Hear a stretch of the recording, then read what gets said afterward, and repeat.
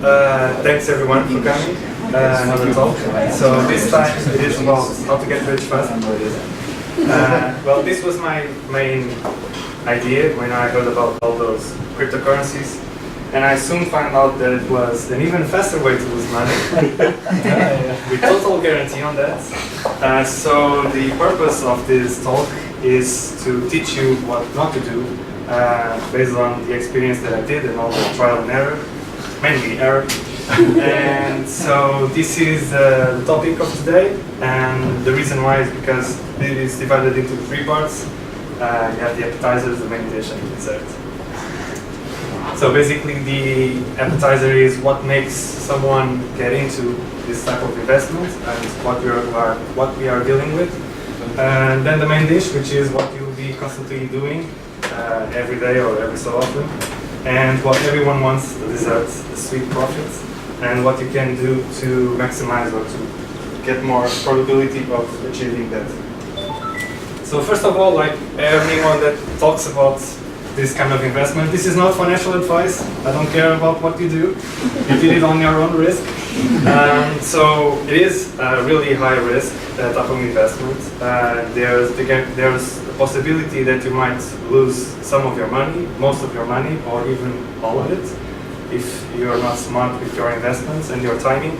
So what everyone advises, don't invest more than you can afford to lose, because it's really a high risk and there's a lot of unknowns still, so be smart. So let's start. So what are we really buying here? Well, mainly everything can be considered a token. Even Bitcoins, Ethereum, and so on, all those buzzwords. They're really tokens. They are really things that you can exchange with someone else in a network. And if when people start exchanging that for services or goods, then these tokens that previously were just a thing, they start to have value. And then you can start trading them, and they kind of become a currency because you're exchanging stuff based on these tokens.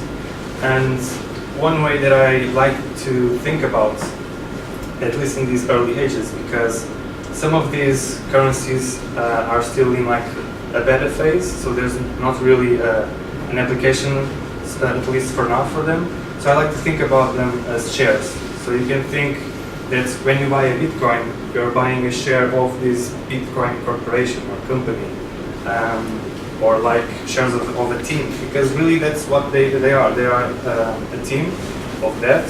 They are starting a new technology, and every time they do a major breakthrough, the price of the company rises. And if you have tokens of that company, your shares also increase value. On the other way around, if there's a major bug that is found, and they were found already, then the credibility of that team, of that company, decreases, and therefore the value of the tokens decrease. So that's why I use that analogy of the shares. And this is all intangible. None of this exists. So you can feel your money in your pockets, but neither of these tokens really exist. They are created and they are exchanged always virtually and digitally in the network. I have to say something. Yeah, go ahead. I had I think like 6,000 rupees in my pocket.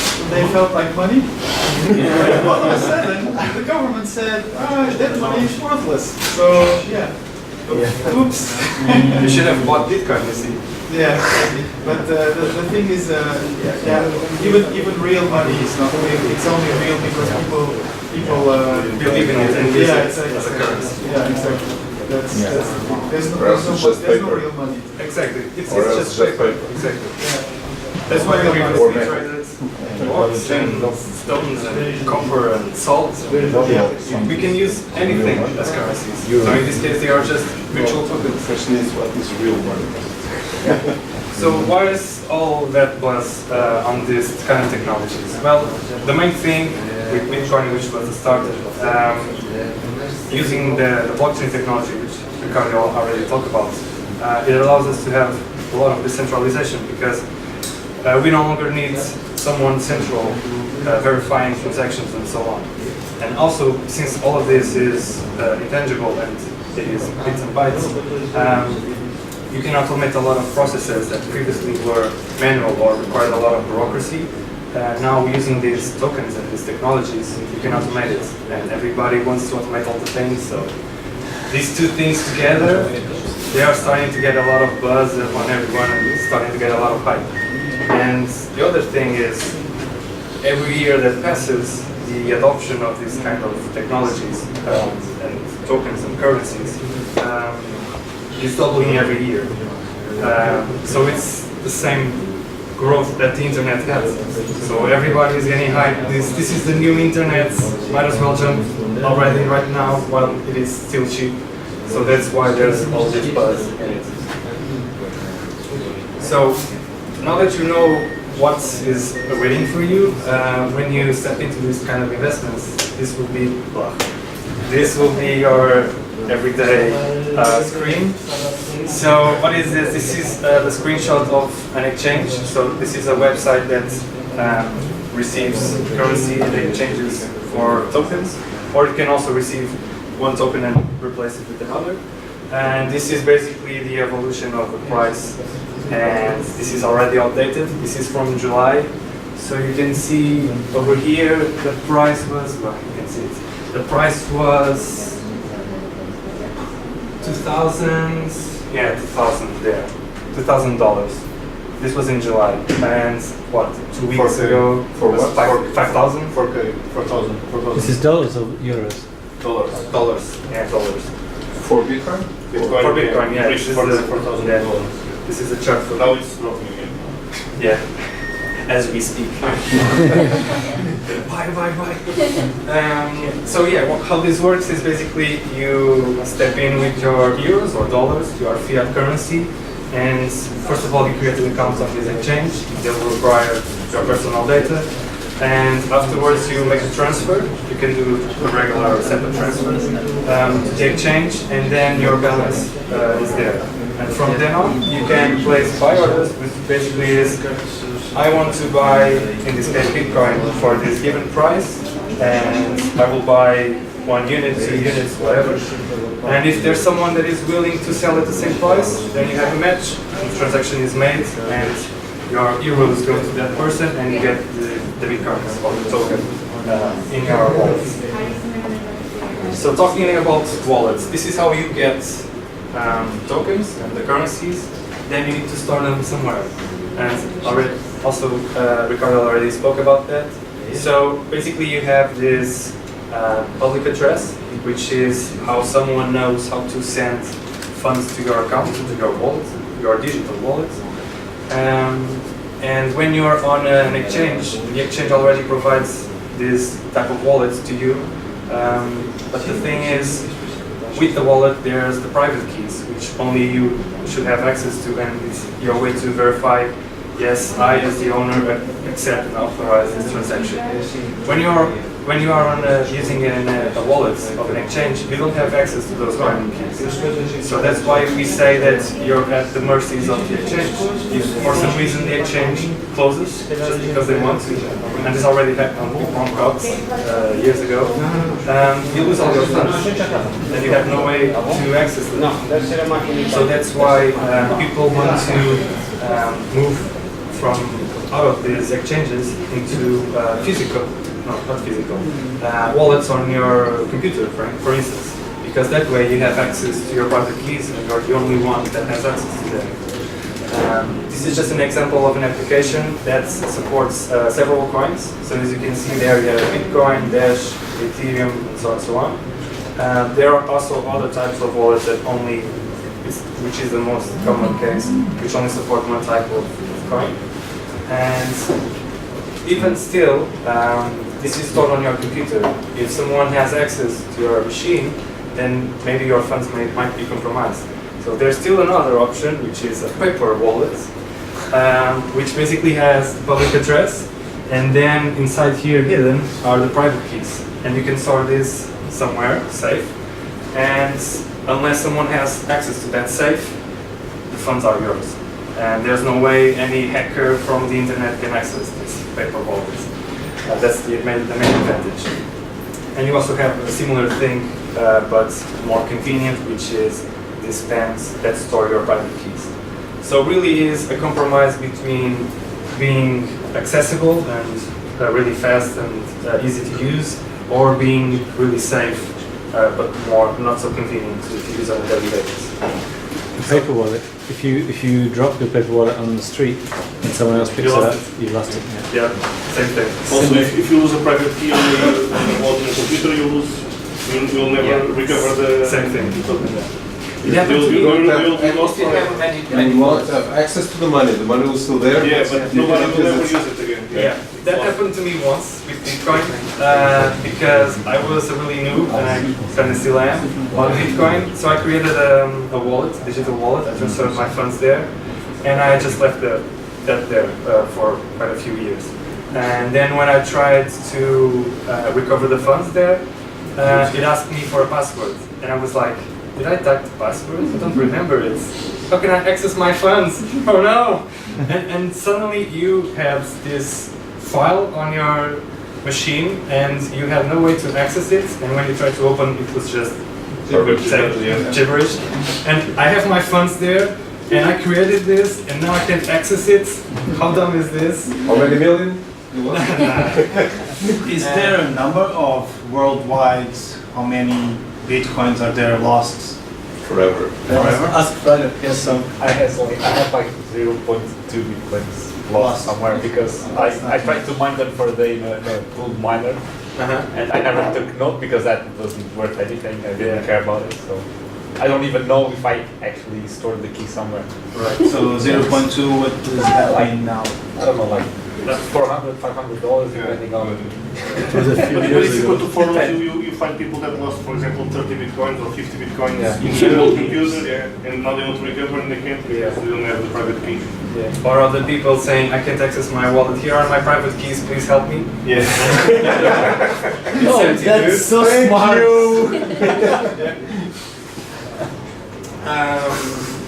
Right, so let me just go back. There are two types of investors here. You have the day traders and the holders. So the day traders really spend all their time here, and basically, since this is market so volatile and the prices change so much, you can still make a profit if you buy in the morning and sell like in the afternoon because the prices change so much. And basically they do that with such large amounts that even every day they can start to add up the profit. That's where the automation comes in. And there are already bots for trading. So especially for Bitcoin, you'll see these are the buy orders and the sell orders, and you'll see that the prices are always changing like a few cents, and those are the bots just kicking in. But that's, yes, you can do profits, but it is risky because let's say that you bought there and then you were hoping to sell in the afternoon, but then it just keeps going down and down and down, and you have a lot of money there, and you start, how am I going to eat now? All my funds are there. I was hoping this to increase because that's what Bitcoin usually does, right? And people just don't know. Exactly. So there's the other profile, which are the holders. So basically that's, you choose a point in time when it feels like the price is right for you to buy, and you buy it, you store it somewhere, and you forget it for like 6 months, 1 year, and so on. And you're just hoping that on the long run, the tendency will be to increase. And you don't care about these fluctuations, these daily or weekly fluctuations, because you're there for the long term. So it is kind of a safer investment there because you protect yourself from these changes.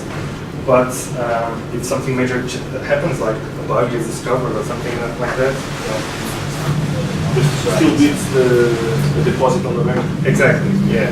On average, it still beats that. So it's still demand and offer, right? Yes. It's right now it should be easy to sell, but at a point in time it could be hard to sell. There is a fixed limit of Bitcoins that will ever be. So as time goes by, the price will always increase because hopefully demand should increase and the supply will be stable. So the units that there is will become more valuable. And also, as these kind of technologies become more used, again, there will be more demands, therefore the price will increase. That's why in the early ages, Bitcoins were cents, because no one was really using them. But imagine if one day Starbucks or McDonald's starts accepting Bitcoin, then there's a connection between this shady technology and the real world, and people see, okay, I can really buy stuff with these Bitcoins. I want some. So all people will have that thought. At the same time, everybody will try to get those, and the price will What increase. will happen when you cannot generate anymore? It will not be on your lifetime. I don't care. It's a fixed amount. Right now, it's hard to generate one Bitcoin. It's not me at home that I'm going to generate one Bitcoin. Well, you can if you are extremely lucky. And if you have like a really big farm of computing computational power. That's the way for reducing or to increase the probability Exactly, yeah. Yeah, well, what happens when we ran out of Bitcoins? There will be a coins. fixed number. There are other coins also. No, but It's just a game. You No, go this is to one not currency money. to another one. If you want, or you can just stay with Bitcoin, and the time it will reach its end, it will not be So just- in the next years. It's just money moving hands. It's like And you are assuming this is not going to explode. Yeah. I love it. There is, for example, a real estate promoter that's selling condos in Dubai and accepts Bitcoins as a payment. For example. Somebody shared on Equal Experts Oh, right, blockchain yeah, yeah. channel the other day. Yeah, right. So what is the sweet part of all this and what we all want? Well, it is profit, but we need to know where to place our bets. And investing without research is just gambling, because you're just throwing money at something that you don't understand. It's like you imagine like you are a Shark Tank or an investor, and you don't hear the pitch, and you just throw money at someone. It's the same thing that people are doing here. So there is this kind of framework from one of YouTuber that says don't invest on anything before you evaluate this. So first you want to make sure that the team is on the right field, so there are people that have experience in that area that you are trying to do something, and they have experience on that technology. Also that the technology that they are proposing makes sense, doesn't have any major flaws, that you are trying to solve a real business problem. So like a few days ago, there was a new coin like Jesus coin. Yeah. Oh yeah, by the way, there are already 860 coins, different coins. Yeah. There's a Portuguese coin their purpose is to pay off the national debt. Yeah, the national debt of Portugal. Well, like Jesus It sounds like this cents coin of saved business. from hell, so We can generate one coin that already has the same Value of- Yeah, exactly. And that's it. And we just need someone else to accept that. Yeah, that's the issue. That's the issue, right. Again, One coin. how the token works in their network and what are the properties of it. So for instance, there is a token which is Monero, which is like an alternative of Bitcoin, but it is completely private, so no one else can... Java, I think. Sorry? It's Java.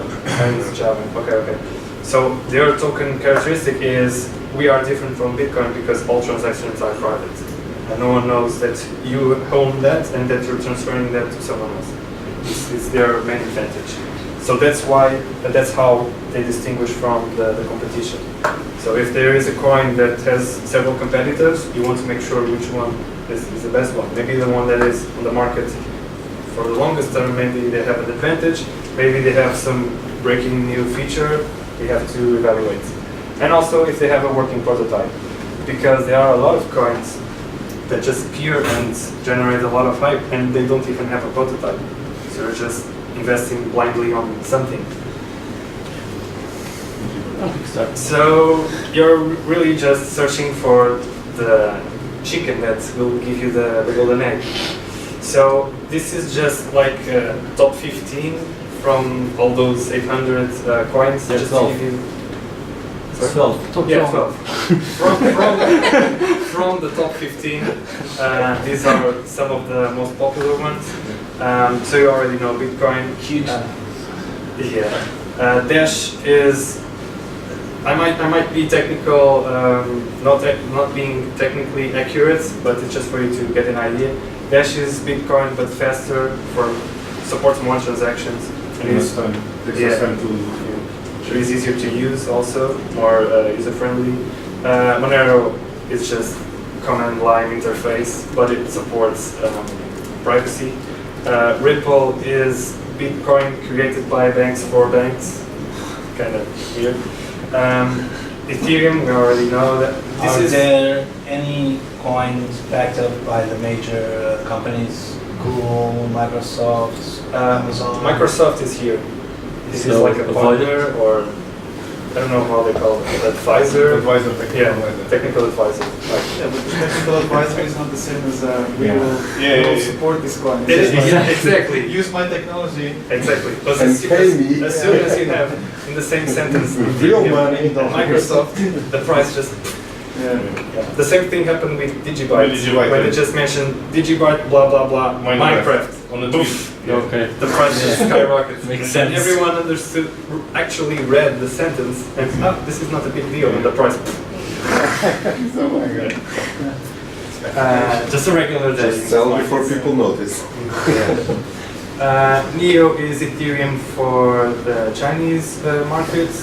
Golem is when you're selling computational power to someone else, like in those SETI old times, when you were giving your computational power. So in this case, you give CPU time and you receive Golem tokens in exchange. Here is the same thing, but for storage. So you're selling your free capacity on your hard drives in exchange for tokens. IOTA is for the Internet of Things and is technology different from the blockchain. It's called Tango. It's like a direct acyclic graph, something like that. You have Lisk, which is kind of Ethereum, but instead of using their own programming language, you just use regular JavaScript. Here the same thing for C# and .NET. And Qtum is something new, which is kind of a bridge between Bitcoin and Ethereum. It's just to give you an idea of how different tokens you have at your disposal. Joe, Yep, Bitcoin is not on the top 12. it is. It is. Number one. No, Lit. Yeah, Litecoin. Yeah, I didn't add it because it was. But so I'm curious because it's one of the most used. So just curious if it's not or if you forgot to put it. No, it is. I just didn't edit it because it was. Yeah, it is. It was quite similar to Bitcoin. So I just wanted to add here tokens that were completely different from Bitcoin, just to give you an idea of how different they were. Diversity. Yeah, exactly. Thank you. He was paying attention. So timing. There is an old Chinese proverb about this. So this is an actual photo of one of those farms that mine Bitcoin somewhere In China, probably. deep China. Yeah, exactly. Exactly. So it is hard to time your entries and your exits in this market. That's how you lose and make money. So this is just a graph of almost since the beginning of time for Bitcoin until June or July. So this I will give you now through the usage of memes how I got into the Bitcoin market back in 2014.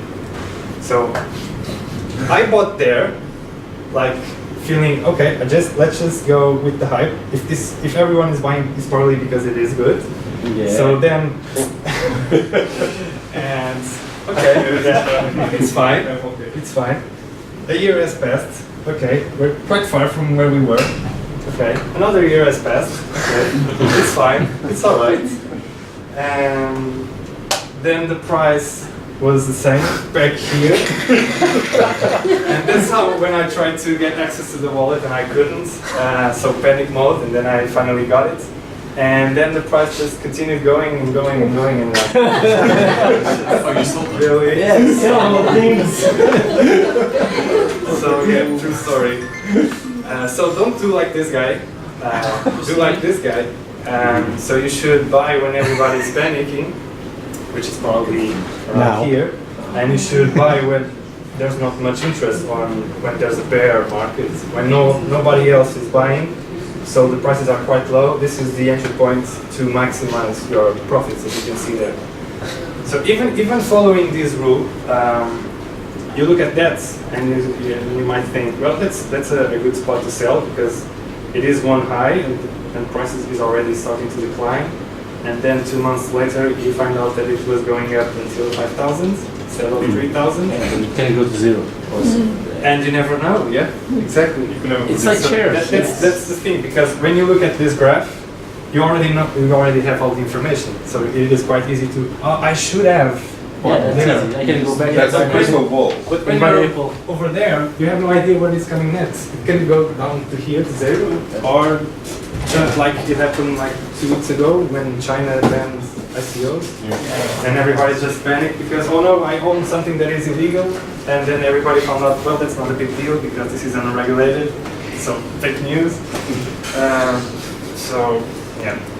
So this is the sweet roller coaster ride that awaits you if you want to join this market.